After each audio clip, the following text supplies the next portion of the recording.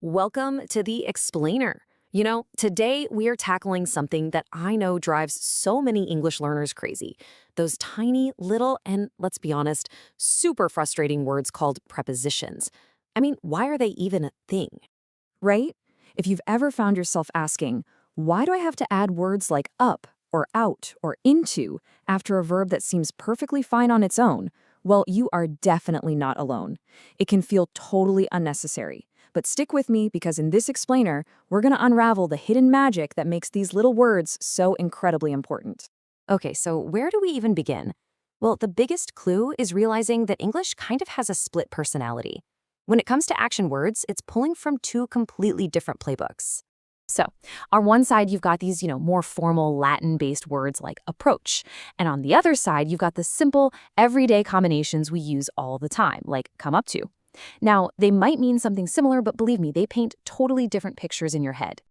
Let's just take a word like approach. The idea of direction is literally baked right into its DNA. See, it comes from the Latin ad, which means towards, and proach, which means near. It's a neat, self-contained package. No extra words needed. But the English we actually speak every single day, it absolutely loves simple verbs like come or go. The only catch is they're almost too simple. They're like a pencil drawing with no color or shading. And that's where their little helper, the preposition, comes in to add all that crucial detail and direction. And honestly, this is where it all starts to get really cool. Let's just forget about grammar rules for a minute. I want you to start thinking of prepositions as your secret weapon for making everything you say more vivid and more dynamic. Think of it this way. A preposition is like a zoom-in lens for your sentence. It's this one tiny word that allows the person listening to you to see exactly what you're talking about, letting them follow the action with perfect clarity. For example, if you say, someone came to me, you're just stating a fact. A person arrived. We get it. It's clear. Sure. But it's also kind of flat. But now, just add the word up. Someone came up to me. Can you feel that difference? All of a sudden, the sentence is alive. You can almost see that person moving towards you, getting closer. It creates this little mini-movie right in your mind. And that is the incredible storytelling power that's hiding inside one tiny little word.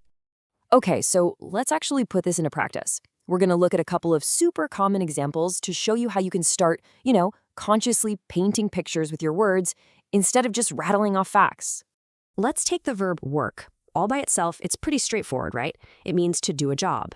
But the second you add out to it, boom, it completely transforms and creates a brand new image in our heads.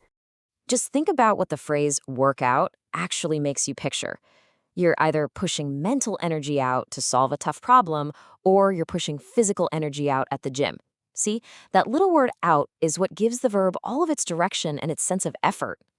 And it's the exact same idea with look versus look into. One is just passive. You're just resting your eyes on something. The other is active, it's detailed, and it implies you're actually putting in some effort. So when you ask a coworker, hey, can you look into this report for me? You're actually painting a picture for them. You're asking them to dive deep inside of it, to really peer into all the details and investigate, not just to give it a quick glance. So what's the bottom line here? It's this. Once you start seeing prepositions this way, they stop being a problem you have to solve. They become your new weapon for speaking more expressive, more powerful, and more impactful English. So, let's just recap that core idea one more time. You've got these complex words where the direction is already packed right inside. And then you have those simple, everyday verbs that absolutely need a preposition to give them that specific detail and direction. And here it is, the main takeaway for you today.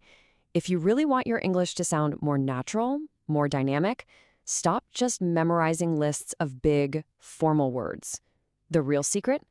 It's mastering these incredibly powerful and flexible combinations of a basic verb plus a preposition. So, from this moment on, I want you to stop thinking of prepositions as some annoying grammar rule you have to follow. Start seeing them as your artist's brush. That tiny word, that is the final touch that truly completes the picture. So the next time you speak, what kind of picture are you going to choose to paint?